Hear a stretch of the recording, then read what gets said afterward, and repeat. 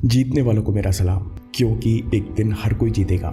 राहुल जंदयाल, जो कि Los Angeles में न्यूरोसर्जन हैं, वे कहते हैं कि अब दिमाग को रियल टाइम में काम करते हुए अध्ययन किया जा सकता है।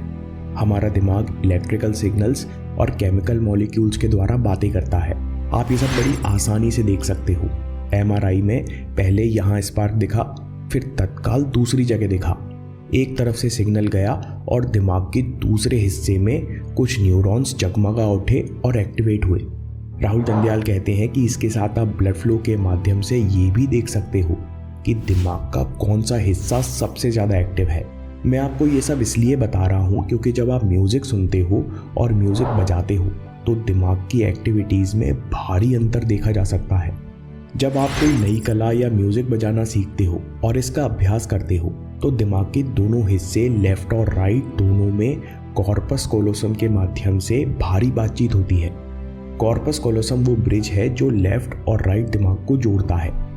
इसलिए जब भी आप कोई नई स्किल सीखते हो और अभ्यास करते हो तो दिमाग बहुत एक्टिव रहता है और इसका विकास होता है।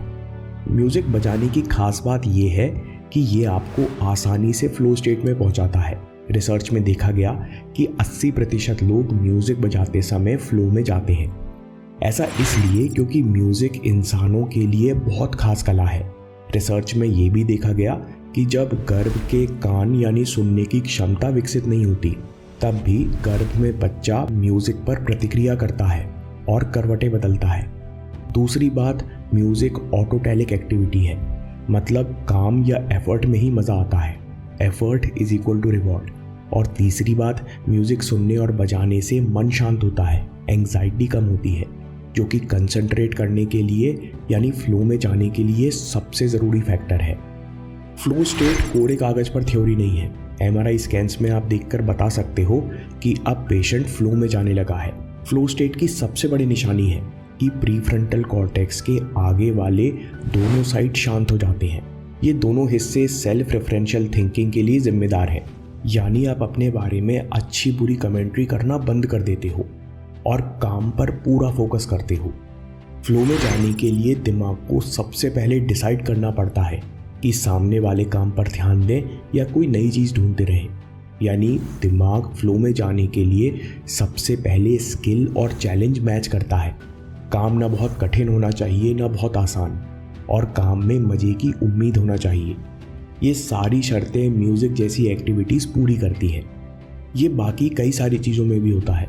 जब आप शार्प शूटर स्नाइपर्स का दिमाग ट्रिगर दबाने से पहले देखते हो तो आपको दिखता है कि फ्रंटल लोब ने काम करना बंद कर दिया है। दिमाग एकदम से विचारों के शोर से आज़ाद हो गया है और पूरे दिमाग में न्यूरल एक्टिविटी कम हो गई है और दिमाग का बहुत छोटा सा हिस्सा एक्टिवेट होता है जो स्नाइपर को निशाना लगाने के लिए चाहिए। यानी दिमाग इस समय एक काम कर रहा है। बिना कुछ सोचे और पूरी सतर्कता के साथ जब आप फ्लो में जाते हो तो मन शांत होने से चेहरे पर कोई शिकन नहीं रहती और ऐसा लगता है कि सब कुछ अपने आप हो रहा है। ये समान घटना फुटबॉलर के साथ भी देखी जा सकती है। जब वे फ्लो में होते हैं तो उनका खेल देखकर लगता है कि सब कुछ अपने आप हो रहा है, और सच भी यही है। वेल ट्रेन्ड बिहेवियर अपने आप रिपीट हो रहा है। लेकिन रोनाल्डो जैसे प्लेयर स्टेडियम में चिल्लाते हुए 50,000 लोगों के सामने फ्लो में कैसे जाते हैं? क्योंकि फ्लो का सबसे बड़ा दुश्मन है चिंता या स्ट्रेस। दिक्कत यह है कि स्ट्रेस फ्रंटल लोब को शांत नहीं होने देती। एथलीट के लिए गेम जीतने का बड़ा स्ट्रेस होता है, स्नाइपर के लिए टारगेट लगाने का हाई प्रेशर होता है। एक गलती हो जाएगी और जीवन बदल जाएगा। मन में अपने आप को लेकर लगातार विचार चलते रहते हैं। क्या मैं ठीक कर रहा हूँ? क्या हम जीत पाएंगे? अगर हम हार गए तो मेरा क्या होगा? इस स्थिति से निकलने के दो जवाब हैं। पहला ट्रेनिंग, दूसरा ब्रीदिंग। दिमाग से एक नस सीधे हृदय और लंग्स तक आती है, यानी आपका दिमाग सीधे आपके हृदय से जुड़ा है। मॉन्क्स पर रिसर्च में देखा गया कि केवल सोचने भर से अपनी सांसों की गति कंट्रोल कर सकते हो, और इसका उल्टा भी बिल्कुल सच है। केवल अपनी सांस गहरी करने मात्र से, उसे एक रिदम में रखने मात्र से दिमाग के इलेक्ट्रिकल सिग्नल्स की फ्रीक्वेंसी बदल सकते हैं, यानी अपने विचारों को शांत कर सकते हैं। पेशेंट्स डीप ब्रीदिंग के इफेक्ट्स रियल टाइम में सीधे मॉनिटर पर देख सकते हैं। सांस के साथ इलेक्ट्रिकल एक्टिविटी कम हो जाती है और दिमाग की इलेक्ट्रिकल वेव्स अल्फा स्टेट से मैच होने लगती हैं। यानी हम खुद को फ्लो स्टेट में जाने के लिए तैयार कर सकते हैं। जब भी ज़रूरी काम शुरू करने से पहले स्ट्रेस हो, तब सबसे पहले एक रिदम में गहरी सांस लेना शुरू करो। जैसे 4 सेकंड में सांस लो, 3 सेकंड भर रोको, 4 सेकंड में सांस छोड़ो और 2 सेकंड फिर रोको। डीप सी ड्राइवर्स भी यही करते हैं। गहरी ड्राइव लेने से पहले अपनी सांस को एक रिदम में ले आते हैं।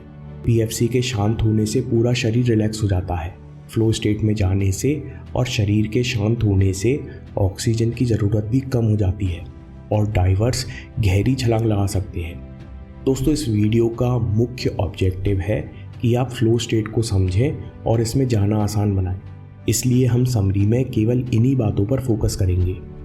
फ्लो स्टेट की सबसे बड़ी निशानी है कि प्रीफ्रंटल कॉर्टेक्स के आगे वाले दोनों साइड शांत हो जाते हैं। यानी आप अपने प्रति अच्छी बुरी कमेंट्री करना बंद कर देते हो। आपका मन शांत होता है और दिमाग का एक छोटा सा हिस्सा ट्रेनिंग को अपने आप दोहराता है। यानी दिमाग केवल 1 या 2 काम करता है। इसलिए प्लेयर्स को शॉट खेलते हुए देखकर लगता है कि ये सब कितना एफर्टलेस है। लेकिन हाई प्रेशर सिचुएशन में जहां आप गलती नहीं कर सकते, वहां फ्लो में जाना बेहद कठिन होता है, क्योंकि स्ट्रेस फ्लो का दुश्मन है, आपके मन को शांत नहीं होने देता। इस स्थिति से बाहर निकलने के 2 जवाब हैं। पहला, आपके दिमाग में पहले से ट्रेनिंग अच्छे से रिकॉर्डेड है। दूसरा, मेडिटेटिव डीप ब्रीदिंग। एक रिदम या ताल में गहरी सांस लेने से आपके विचार या प्रीफ्रंटल कॉर्टेक्स की इलेक्ट्रिकल एक्टिविटी धीमे होने लगती है। लेकिन शुरुआत में अभ्यास करने के लिए इतना काफ़ी नहीं है। फ्लो में जाने के लिए दिमाग सबसे पहले कैलकुलेट करता है कि क्या सामने वाला काम कठिन है, चैलेंजिंग है या बोरिंग है। यानी आपकी प्रैक्टिस आपके स्किल से थोड़ी सी कठिन होनी चाहिए और काम करने में मज़ा आना चाहिए। यानी effort is equal to reward. जैसे जैसे आप अभ्यास करते हो, कोई भी एक्शन को पसंद करने लगते हो। कोई कहता है मुझे कोडिंग में मज़ा आता है, कोई कहता है मुझे दौड़ना बहुत पसंद है, कोई कहता है मैं अपनी पेंटिंग में खो जाता हूँ। इसलिए शुरुआत में अपने काम को इंटरेस्टिंग बनाओ और खुद को छोटी छोटी जीत पर इनाम दो, जिससे आप एक ही एक्शन को बार बार सचेत होकर दोहरा सको। दोस्तों, अगर आपको फ्लो पर और जानना है तो स्वामी सर्वप्रियानंदा की नज़रों से फ्लो, गीता और कंसंट्रेशन पर अगला वीडियो देखिए। यह आप बात के लिए सेव कर लीजिए, क्योंकि आपके समय से कोई वीडियो, कोई ऐप, कोई न्यूज़ कीमती नहीं है।